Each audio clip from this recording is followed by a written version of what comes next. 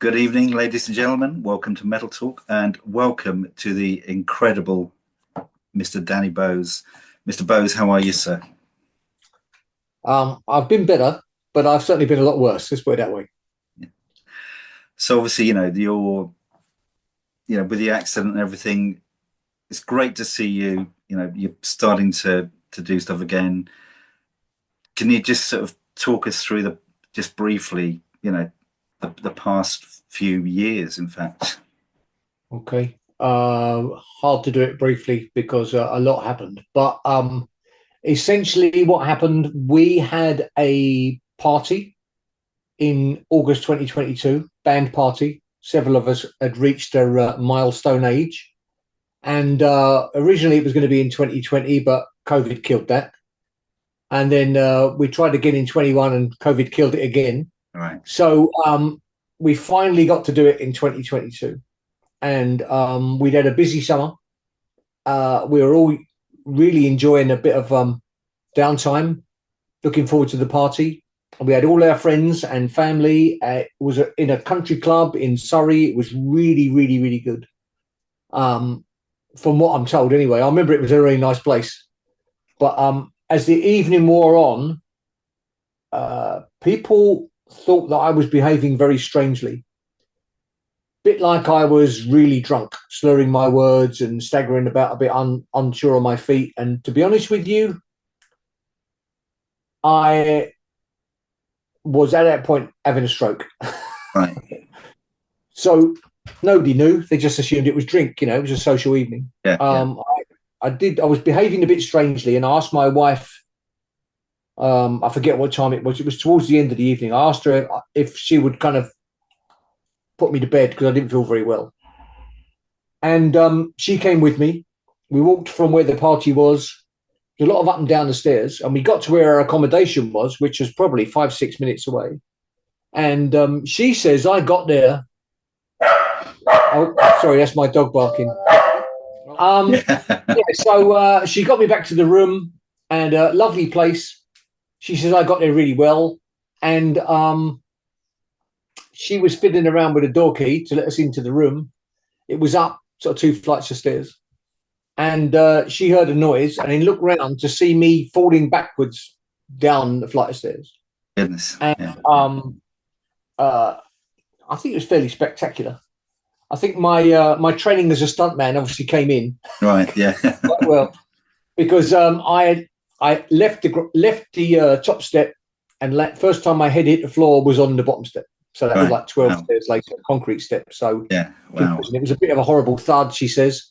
And basically that was it. I caused myself a fairly horrendous head injury. They call it a traumatic brain injury. And then I recovered a bit, got up the stairs. My wife went for help. And then next thing you know, we were very fortunate that 2 of our friends were at the party. One of them's an ex-military policeman, trained in medical, and the other one was a nurse. And between the 2 of them, they kept me alive until the air ambulance arrived, who put me in a coma on the side of the road, cut all my clothes off, ruined me brand new shorts, fed up about that.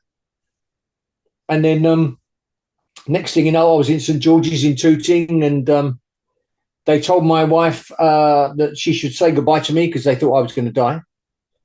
And I proved them wrong. Ha, ha, ha, lived.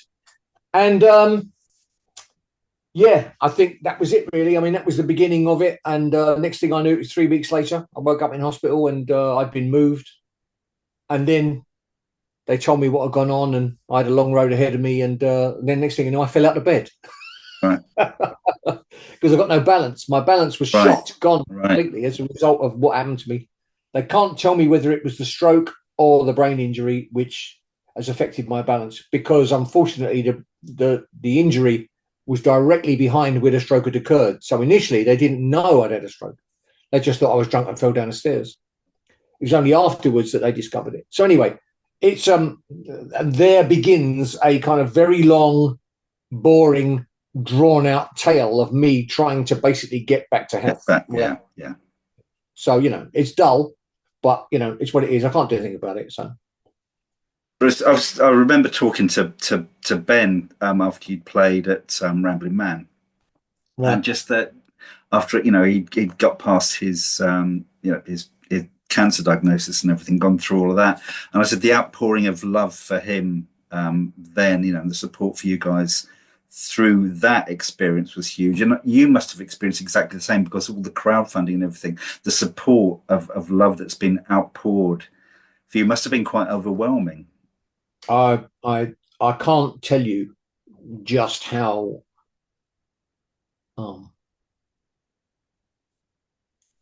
ridiculous it feels to be on the receiving end of that kind of outpouring of support. It's bizarre, because when I was in hospital, the band and my wife said to me, you're going to need a lot of rehab. Perhaps we should do some kind of a crowdfunding thing. And my initial reaction was to say no, because I've never really been very good at asking for help. I've always been very self-sufficient. So eventually they persuaded me otherwise, and we basically announced something, or they did. I'm too busy laying in the bed, trying not to fall out. And then they did, and they estimated an amount of money they thought we would need, and the fans just went bonkers. I think within a day and a bit, they'd already exceeded that, and it ended up several times over that. And I have to say, it's been an absolute godsend, because it enabled me to do things that I wouldn't have got to do otherwise. Yeah. And it sped up my my recovery, certainly in the early stages, like many times over. So, it's impossible to say how much and how grateful I am. Yeah. But what it meant was, and I think probably about 18 months after it happened, I'd been really, really careful about spending the money only in the ways that needed to be spent. And I've always been really good with other people's money, rubbish with mine, but good with other people's. And so I basically kind of jumped all over this money, and I'd spent it in a really, really positive way. And I came to the conclusion about 18 months afterwards that I needed to donate a really good chunk of money to the air ambulance, because without them, I'd have died in the road, Yeah. So I said to my wife and the band, has anybody got any objection to this? I think we've got more than enough money for me to kind of do what I need to do going forwards. Yeah. So why don't we give some money to the air ambulance people? Because, they run on donations only. They don't get funded in any way, shape or form. And it's just ridiculous just how brilliant a job they do. So that's what we did. Didn't want to do a big fuss. We just kind of rang them up, did the thing, sent them the money, and then they invited us down there last summer, and we made a film about that, and we showed it on the socials to show people that we'd been. And it was just eye-watering, just what brilliant work these people do, and it makes you feel very, very humble just to kind of spend time in their company, because they are unbelievable, these people. So fantastic, so dedicated. Oh, absolutely. Yeah. So it's just, I think it shows, you start out this little band and you never know quite what's going to happen, do you? But the amount of love for Thunder is incredible. I find it really difficult to comprehend. I'll be honest with you. We've always tried really hard to make good records, to make great live shows. Never taken the fans for granted. We've always worked on the assumption they've got loads of other things they could be spending their money on. So if they want to spend it on us, not only we're very grateful, we just want to make sure we're worthy of it, Yeah. So we've always done that. And those are the bits we take very, very seriously. Yeah. The bits that we don't take seriously are ourselves, because we spend most of our time just laughing at each other, taking a mickey. We are relentless in the way that we are as human beings. And I think because we're so normal, we've always done after-show meet and greets. We've met fans. We always want to know what they think, good or bad. And fans always tell you, good and bad. So to say. It's very sobering, and it keeps you grounded. Yeah. And I think that plus the fact that we've always been very mindful of the fact that there's a lot of competition out there, I think has stood us in very good stead. So, if that means that we have earned a bunch of loyalty as a result of that, then good. That's all I can say. I'm so grateful.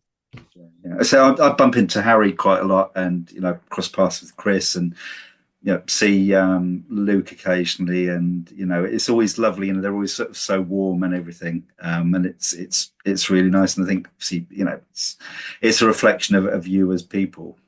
But I've been I've been a fan of Thunder pretty much from day one.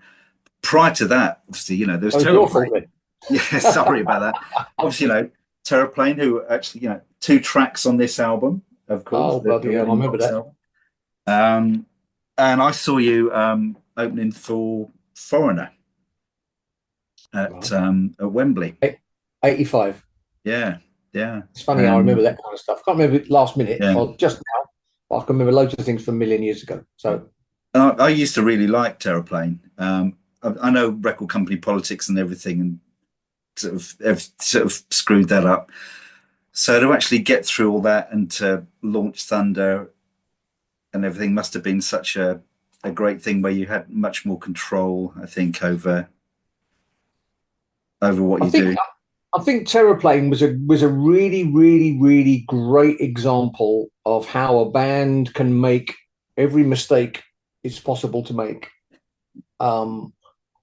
and be so hurt, disappointed, but ultimately filled with the need for revenge. Yeah. And that's what happened to us. I mean, we made every mistake a band could make. I mean, you name it. We thought we were going to be famous because we had a great manager who knew his onions, and we were with a really big record company, and we thought, that's it. Next year, we'll be famous. How wrong we were. Honestly, everything that could go wrong did go wrong. We were always out of step. We never really had a plan. Our manager was great, but he was kind of almost like a kind of man out of his time. His ideas were all about 10 years ago. And record company thought we were a pop band, and because Luke could write a pop tune, and he's always a musicologist. I mean, he's always had an ear on tunes and hooks and that kind of stuff, and choruses and everything. I mean, because he could do that, they kind of pushed us towards that area, and we were governed by our heads rather than our hearts. And we felt we were making mistakes, but we couldn't do anything about it because we'd gone along with it. And the manager was a bit weak. And, when you add it all up, it was like the perfect storm, really. Yeah. It was only having gone through all of that and came out the other side. I remember Luke and I went to America just on a fact-finding trip.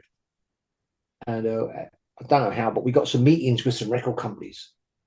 And the record companies all basically said the same thing, nice idea, but off you go. And we went on the Sunset Strip and we saw all these bands playing, and all the bands, they were prettier than the girls in the audience. They had better hair, better makeup. It was unbelievable.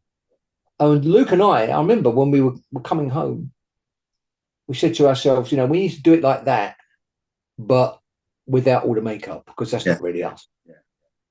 But if we basically just decided we're going to make the records that we want to make, and sod everyone else,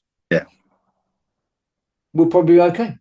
And to be honest with you, out of that conversation came the basic plan for Thunder, and we never looked back, really. We just kind of ignored everyone. Every time anybody said, I think you should do this, we said, yeah, thanks very much, sod off. And that was, and that was it, really, honestly. It was no more complicated than that. We're just in the right place at the right time by that point. I think the fact that we had a bit of a celebrity fan club really helped. I mean, Axl Rose tried to sign us to his record label. David Coverdale loved us. It's my dog again. Sorry about that. Shut up, Reg. Shush. Noisy boy. And David Coverdale, he loved us. He was always really nice to us. Over the years, he's always been really, really nice to us. Very charming. Danny, darling. He always says that. How are you? And I said, I'm all right, Dave. He said, no, never Dave. Always David. So I said, okay, I'm all right, Dave. I mean, I can't help it. I just kind of rip the Mickey, Aerosmith loved us. I mean, we were very fortunate. They just we had that celebrity fan club, and they just kind of bought into what we did.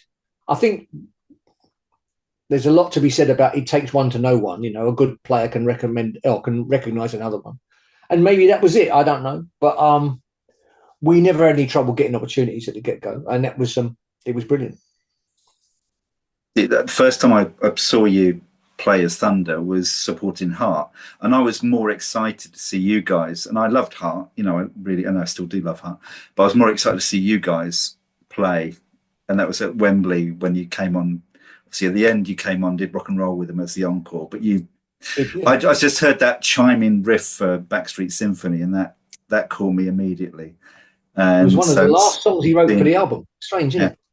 Yeah. It was one of the last songs he wrote for that record. I remember he was still writing away, and we were scheduled to go into the studio. And we said to him, "Well, we're probably about 3 or 4 songs late here, matey. You know, no pressure, but you know, can you just not go out for a bit and just write some songs?" And he did, and that one was one of the last songs we recorded. And the moment he started playing it, we thought, "Hello, we've got it here." And it ended up being the title track. You know, it's been in the live set ever since. You know, I mean, it's a big song. Yeah, absolutely. And I think, you know, what a classic album. In 35 years ago today, well, not today, 35 years ago, it was, you know, released. Does it seem that long ago that it was out? I know there's a lot of water under the bridge since, but it was just such a classic debut. Yeah, it's funny because in some ways yes, in some ways no. You know, it's really hard to put yourself in the position of remembering how it was. Luke's got a much better memory for that kind of thing than me. I mean, you know, we spend time in the studio. He'd be sitting there at the desk, you know, with the producer and the engineer, poring over the perfect snare drum and the perfect guitar solo. And I'm looking at the window thinking, I could be playing football now. I could be doing anything now. And that was always the way I was in the studio. You know, I mean, I used to let them get on with it. And luckily for me, they did a good job of it.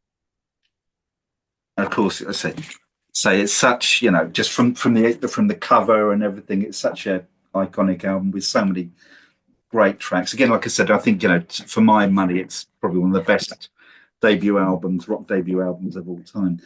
Obviously, that year also, you had the Donington appearance, which was it really broke you, didn't it? I think, you know, as far as the band, you know, it pushed you to another level. It was all kind of building up prior to that, but that really was the thing that just made it go pop. Obviously, it was the first, you know, you were the first band on, but you really made it your own that day. I think some of that is just sheer relief because it could have gone so really badly wrong. I'd lost my voice in the run up to it. Yeah. We did the warm up shows. We had 3 scheduled. I wrecked it on the first one. I had a new bus driver with air conditioning on in the bus, and it killed my voice. I had no idea why. So, being the idiot I am, I decided to kind of sing through it, you know, which was the wrong thing to do. And then we got to the second show, and I had nothing left. And we were opening for Poison, I remember, at Rock City in Nottingham. And I couldn't do it. I mean, I ended up bursting into tears. First 3 rows of bursting into tears as well. It was just horrendous, you know. And luckily, we had a tour manager, very, very wise old boy, who took me back to London, and took me to a doctor who gave me a whole bunch of steroids and said, right, shut up for the next 3 days. Very hard for me to do, as you can imagine. So I do like a rabbit. And in those days, they did the sound check in an empty field the day before. And the band got to play it. They were in Nottingham. I was at home. I didn't go up until the night before. And Luke rang me and he said, I know you can't speak. I just wanted to let you know that it all sounds great here. So we'll see you tomorrow night and everything will be well. So I said, great. All right. Thank you. And I got off the phone, you know, didn't speak for too long. And then I went there the night before. They were all laying on the floor drunk in the bar when I got there. And I went up to my room like a good boy and went to bed. I don't think I slept very much. I think I was too worried. And then the next day we got to the site eventually after a bit of bit of hoo-ha. We got to the site, and then there were all rumours flying around that we weren't going to play because they had all the drama with the Guns N' Roses and the kids who got crushed. So it was cancelled in '88. And then there was a lot of expectation. Everything was bubbling under. You know, we'd been playing some things. We had a couple of singles out that had done quite well, and it was all kind of looking like it was all hinging on that. And I wasn't allowed to do any promotion. I couldn't do any interviews. And then the rumours just getting worse and worse and worse. You know, are they going to show up? Are they going to play? You know, and are they going to cancel? And it was just so much pressure. It was terrifying. And then the promoter came in. He was the promoter of Monsters of Rock, but he was also our promoter. And he said, if this goes well, on Monday, we're going to announce 3 nights at Hammersmith Odeon. And you could imagine our little bottoms are going like that. You know? Yeah. Mine more than theirs, you know. It was just terrifying. And we went on stage, and the doctor got it right. He basically said, if you don't say anything between now and the gig will be fine. You'll be shot afterwards, but the gig will be fine. Yeah. And he was absolutely right. You can see my face in the video. The first note in She's So Fine, where I had to basically push a little bit, I got it, and my face changes. You know, you can see the relief on my face. And I think part of the reason we had such a good gig was because everybody else was so terrified it was going to be horrendous. The collective kind of release of adrenaline and just relief in general was so strong. We just started running around the stage like maniacs, and I'm sure that was what caused it. Yeah. But, you know, I'll use it. I'll take it. I don't care. It worked out all right for me. So job done. Yeah. I know Luke came off stage and you just thought, fuck me, that was good. Our tour manager at the time, same guy who took me down to Harley Street, as we came off, he was standing there, sweating like a rapist. And he was there with a towel. And he ripped it over my shoulders as we walked off. We went down the stairs and he said, I think you had that away there. I said, really? And he went, oh, yeah. Oh, yeah, you've nicked it big time. Yeah. Everybody else is going to really have to go for it to be better than that. And, you know, I don't know how it worked out. But the rest of it was all a bit of a blur, really. I was just so relieved that it went well. You know, I mean, I never really had a chance to process it. Yeah. And then you really didn't look back from there, did you? You know, I saw you again. Obviously, I've seen you so many times on tour.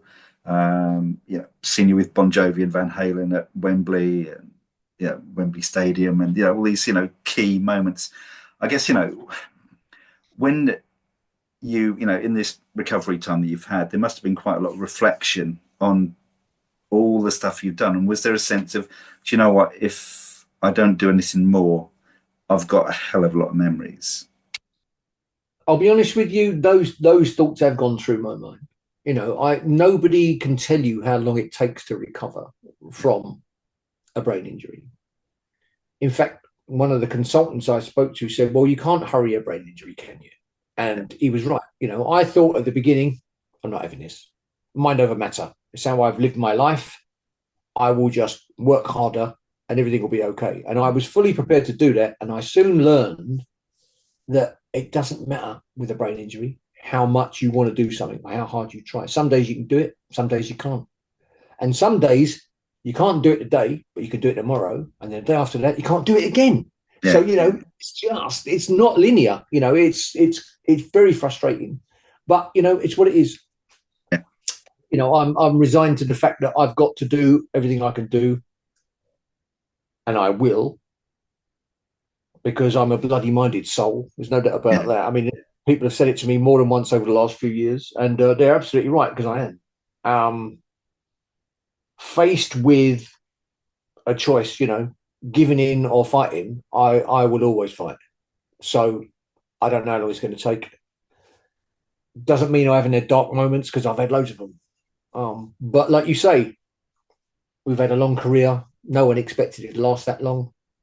And I'm going to do my absolutely level best to make sure that this isn't the end of it. But I don't know what's. Yeah. Oh, absolutely. Yeah. I think, for me, again, going back to the affection that Thunder got, because obviously there's been times when you've broken up, you've come back. And for me, I think, barring The Darkness and maybe now Brave Rival, there's been few bands to actually fly the flag and to impress people and grab people by the heart as much as Thunder have, over the years. And I think, that audience is still there supporting you. And obviously you did the acoustic tour with Ben, didn't you? But now you're just about to embark on your spoken word tour, and I think your first date is going to be in Cambridge. As well. I did 2 tours with Ben, and I did 2 tours with Luke as well. Yeah. And I didn't think it was going to be as good with Luke, because Luke is a very different character to Benny. Benny is like a very naughty schoolboy. Right. Yeah. I mean, it was a bit like trying to be Morecambe and Wise. I mean, I was trying to be Ernie Wise and keep it all on track, and Benny was doing his best to scupper the whole thing every night. With Luke, he's a much more serious character, and I wasn't sure he'd get it. And I think the 2-man thing very much relies on you being able to hold the audience and entertain the audience, not just musically, but also, to talk to them and get them to relate to what you're talking about, and make sure the stories are funny or or poignant or whatever. So you want people to kind of go along with you. And I wasn't sure whether Luke would embrace it, but I was very wrong, because he loved it and he was brilliant at it as well. So I've always known as a human being he's very, very funny, but when it comes to music, because he creates it, I think he treats it a bit like it's his baby. Yeah. And I don't do that because I don't create it, and I have to give that to him because that's what he does. He makes music. I mean, all I do, I'm like closals. All I do is stand up in front and sing bloody thing. So yeah. It's very different for me than it is for him. So so it's inevitable that he would feel more protective of it than I do. But he did love the format, and he really, really enjoyed it. So I can't say I'm not terrified at the idea of doing it on my own. Yeah, I've never done this on my own before. But if it comes to a choice of not doing it or doing it and being scared, I'll take the second one. Yeah. Well, I say I'm really looking forward to the tour. I say you're starting off in my hometown of Cambridge here, so it's going to be an interesting thing. So I presume there's going to be the stories from all the way from the toilet tours and through to the shenanigans at the Marquee, and through to headlining Wembley and stuff like that. Well, I'll tell you what I'm going to do. I'm not going to tell you. Don't know. I don't want you to blow. Sort of the. No, the reason I'm not going to tell you is because I don't know. Yeah. I'm not joking. I don't know. People keep asking me, what's the plan? What's the skeleton? What's the framework? And I keep saying, I don't know. I haven't got one. I have not thought about it beyond the need to do it. I said to the promoter at the beginning, I want to do this because I feel like I've spent all my adult life on stage, and it's pretty much where I come alive. The rest of the day might be rubbish, but if I can get, a couple of hours where I'm sort of shining brightly, and I can do that for a couple of weeks, I'll take it, So what do you think? And he said, what are you going to do? And I said, well, I'll tell some stories, and, I had a very kind of interesting childhood. Lots of stuff I've never spoken about, Lots of things happened to me. And what I've said so far is I want to try and put as many of them in as I can, but I need to leave a lot of the blood out because I don't want to make anybody sick. So, that's what I'm going to do. I'm going to do that, and I'm going to tell stories about being in a band before and after. And, I'll touch a little bit on my situation, but I mean, I don't really want to talk about that. I mean, to be honest, it's pretty, I live it every day. I don't want to bore anybody else with it.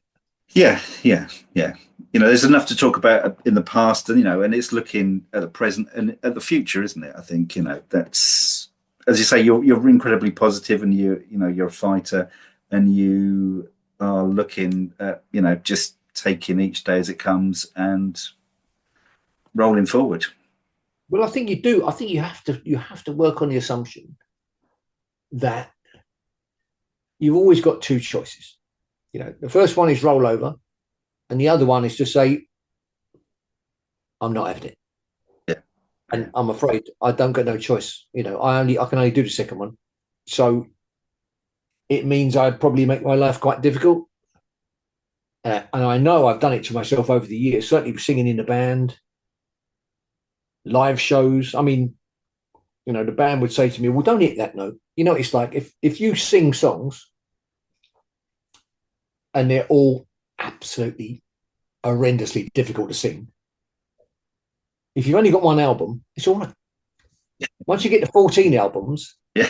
the ones that everybody wants you to sing are all the real bastards. They're not, there's no easy in it, you know? So it just gets harder and harder and harder. And then not only that, you've got older and older and older as the time has gone by.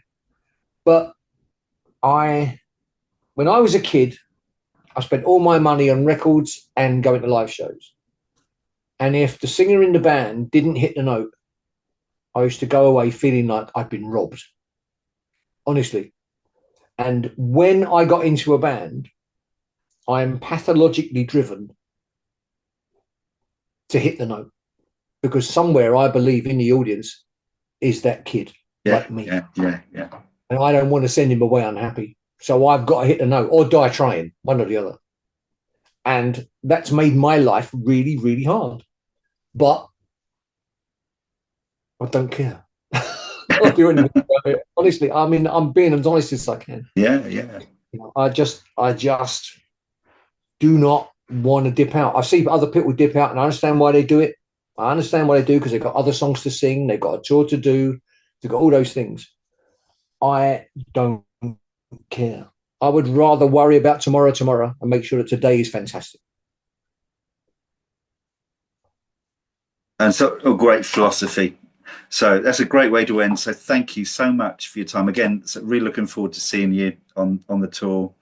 Hopefully catch up with you then. And glad to see, you know, I know it's a daily struggle, this daily work, but glad to see, you know, you're getting back to health. And you know, again, really appreciate your time this evening to talk to us. Very much. Well, it's a good job we weren't doing this interview standing up, because it might have been a very different interview.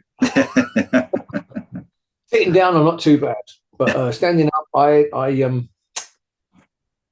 describe myself as the drunk bloke you would cross the street to avoid. Right. Because that's what I look like when I'm walking down the road. I've got no control over my limbs. Right. Not really. But, you know, I am getting better. But it's a very slow process. Anyway, neither here nor there. Thanks very much for your time. Again, yeah. Thank you, mate. And we'll see you soon. Of course you will. Thank you very much. Take it easy.